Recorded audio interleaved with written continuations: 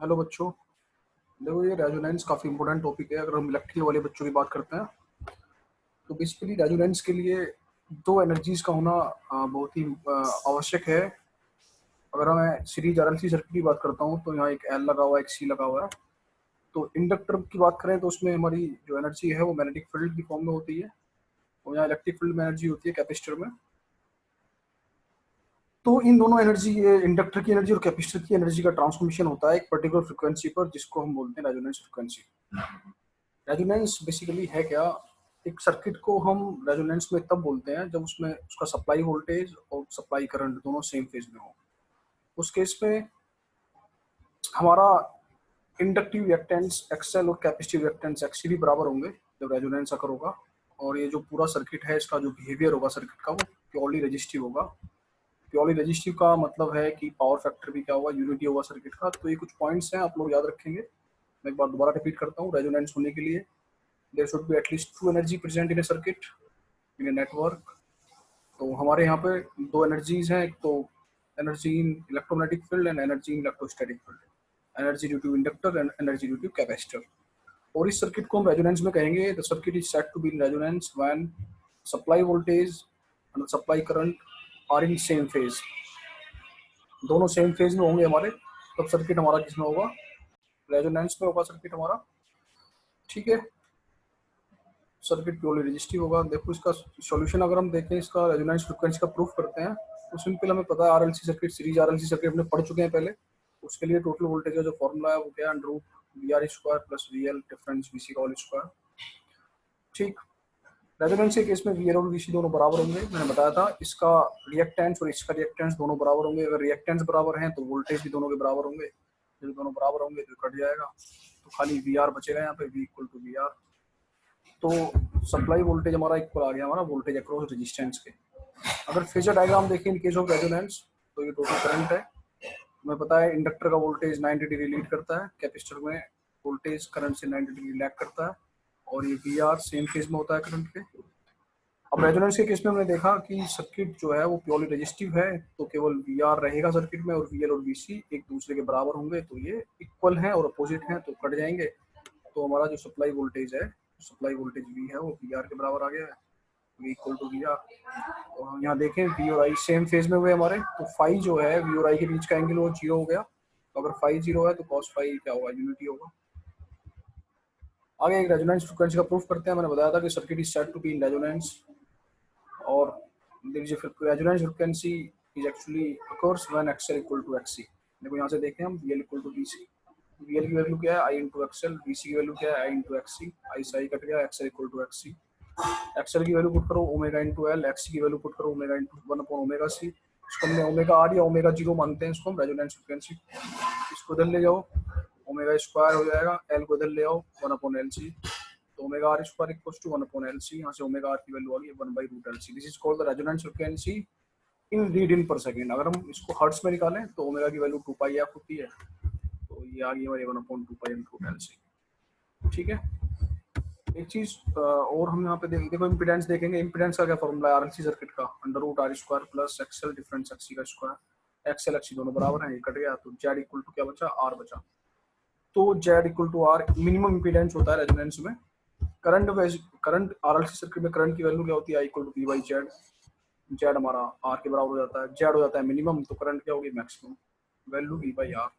तो series resonance में current हमारी मैक्सिमम मिलती है। Power factor R by Z होता है। जेड हमारा आर के बराबर आया था, जेड आया था आर के बराबर, तो यहाँ आर पुट कर दिया जेड की जगह, तो आर बाई आर क्या हो गया? 1। अभी देखिए हम फेजर डायग्राम से वी और आई सेम फेज में है, तो फाई की वैल्यू जीरो होती है, इसलिए कॉस जीरो 1 आ गया। यार यहाँ से देख लो आर बाई जेड से, यहाँ से 1 आ गया। कुछ बच्चों को ये टॉपिक यहाँ जो मैंने नोट्स दिए थे तो ये समझ में नहीं आया कि कैसे हमने ये पैरामीटर्स वेरी करते हैं फ्रिक्वेंसी से। देखो हमें पता है एक्सएल की वैल्यू होती है 2 पाई एफ एल। तो हम देखें तो एक्सएल फ्रिक्वेंसी के डायरेक्टली प्रोपोर्शनल होता है।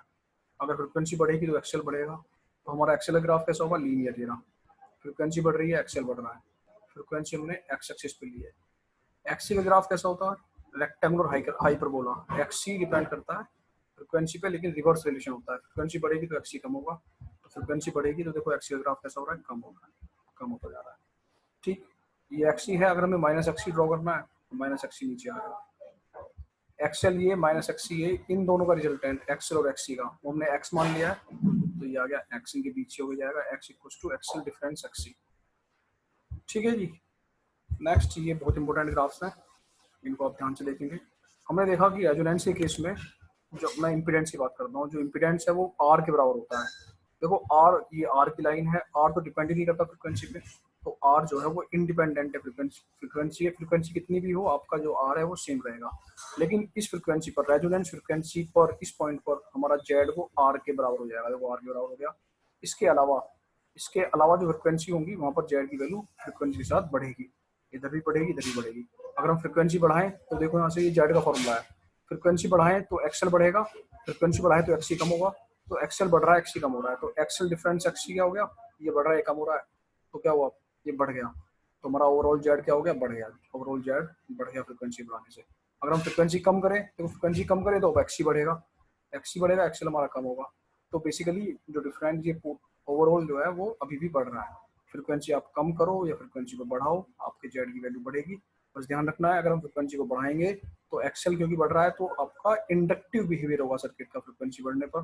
जब फ्रिक्वेंसी कम करेंगे तो क्योंकि एक्सी बढ़ेगा, तो कैपेसिटिव बिहेवियर होगा सर्किट का। इस पॉइंट पर, इस फ्रिक्वेंसी पर जब जेड हमारा मिनिमम है, तो करंट कैसी होगी, मैक्सिमम होगी, क्योंकि करंट के अपोजिट होता है हमारा जो इम्पीडेंस है, जो I equal to V upon Z होता है ना। तो जेड हमारा अगर कम है, मिनिमम है, तो करंट क्या होगा, मैक्सिमम होगा। अब इसके अलावा यहाँ इधर जेड बढ़ रहा है तो करंट क्या होगा, घटेगा, करंट घट रहा है। इधर भी जेड बढ़ रहा है तो करंट क्या होगा, घट रहा है। एक चीज़ और, पावर फैक्टर देखें अगर हम, इस पॉइंट पर पावर फैक्टर, रेजोनेंस के केस पावर फैक्टर कितना होता है, यूनिटी, मैक्सिमम होता है इस पॉइंट पर, हमने मैक्सिमम लिया है यूनिटी पावर फैक्टर। इसके अलावा पावर फैक्टर की वैल्यू क्या होगी, घटेगी, इधर भी घटेगी, इधर भी घटेगी। तो ये डायग्राम भी सभी लोगों को समझ में आना चाहिए, ठीक है ना। एक चीज और ध्यान देंगे यहाँ पे, वो मैंने दोबारा लिख दिया है, जेड हमारा मिनिमम होता है रेजिस्टेंस के बराबर, आई की वैल्यू वी अपॉन जेड होती है बेसिकली, तो वी अपॉन आर हो जाती है, क्योंकि जेड हमारा आर हो जाता है। तो हमारा इंपीडेंस तो मिनिमम मिलता है हमें, और करंट हमारा मैक्सिमम मिलता है सीरीज रेजोनेंस में। तो एक चीज और, in case of resonance in series RLC circuit, V R जो होता है वो काफी ज्यादा होता है सप्लाई वोल्टेज से, ऐसी वीएल काफी ज्यादा होता है सप्लाई वोल्टेज, और इसको बोलते हैं वोल्टेज मैग्निफिकेशन। तो अगर मैं सर्किट दिखाऊं आप लोगों को, जब रेजोनेंस हमारा होगा उस केस में जो वोल्टेज आ रहा है, ये देखो, ये जो वोल्टेज है, रेजोनेंस की कंडीशन तब होगी तो ये वाला वोल्टेज और ये वाला वोल्टेज ये सप्लाई वोल्टेज से ज़्यादा हो जाएंगे। जब रेजोनेंस होगा हमारा, तो उसको बोलते हैं वोल्टेज का बढ़ाना, वोल्टेज मैग्निफिकेशन बोलते हैं। इसका इस्तेमाल हम ऑसिलेटर डिजाइन करने में, टैंक सर्किट डिजाइन करने में, इंडक्शन हीटिंग में इस्तेमाल करते हैं इसका हम, induction furnace, sorry. Parallel resonance की बात करें हम, अगर ये एक पैरेलल सर्किट है, आर और एल को हमने ये सीरीज में लगा के एक कैपेसिटर को इसके पैरेलल में लगा दिया है, इसको बोलते हैं बेसिकली हम टैंक सर्किट बोला जाता है इसका। ठीक, इसका डेफिनेशन सेम है, this is the condition, resonance is condition when your supply voltage and the supply